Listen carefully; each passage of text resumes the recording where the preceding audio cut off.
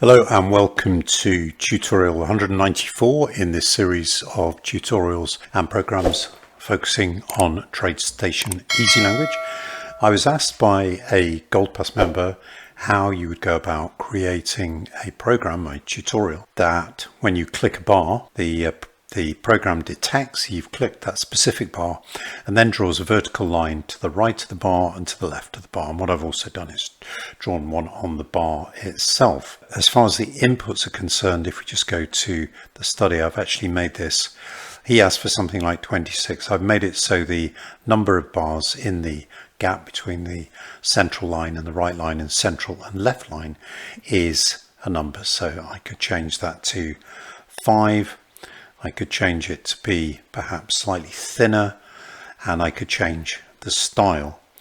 And if I say OK and close and then click on a bar again, you'll see that the style has changed and the bars have moved slightly close to each other. So let's have a look at the program. This is deliberately quite simple, but we're going to be using the charting host to determine when a bar is clicked. Now, if you're not familiar with that, it would be very easy to use in a fresh program. If you go to Toolbox and then double click on Charting Host, that puts Charting Host in the component tray. Make sure that's selected and then go here into this little events icon. And then we want to say chart element click. So we would go there and we would double click. Now what that's done is a couple of things.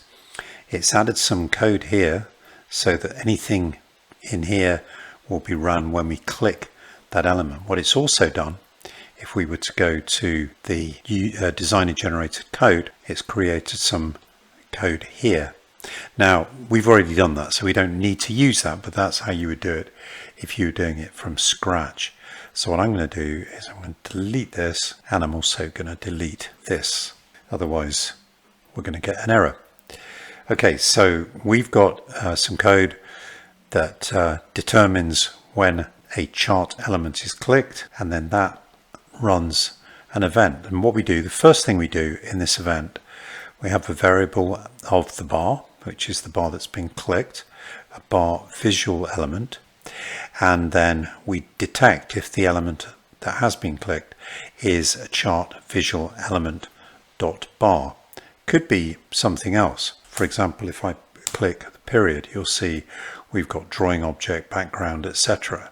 But in this case, we want bar. Having done that, we need to, if we just go back to the chart, if I click another bar here, for instance, you'll notice those original 3 lines are deleted. And that's what we do in this section here. We say if those lines are not null, then we delete the vertical line using the drawing objects.delete syntax. And then we set the bar as args.element as type bar visual element, and that enables us to find the number of the bar.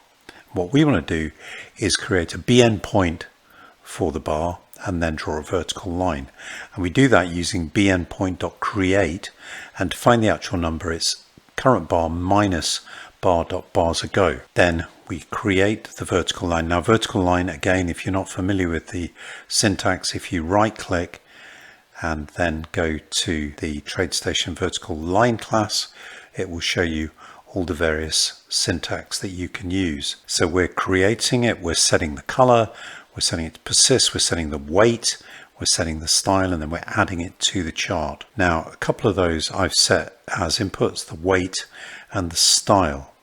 Now I didn't actually set the color as an input, but you could do that if you wish to.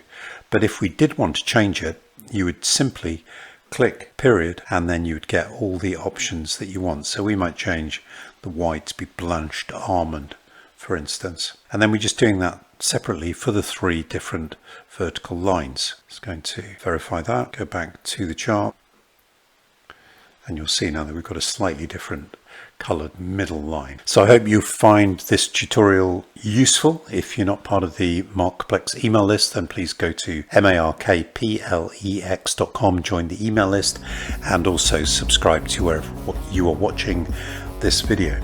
I'll see you in the next one. Thank you.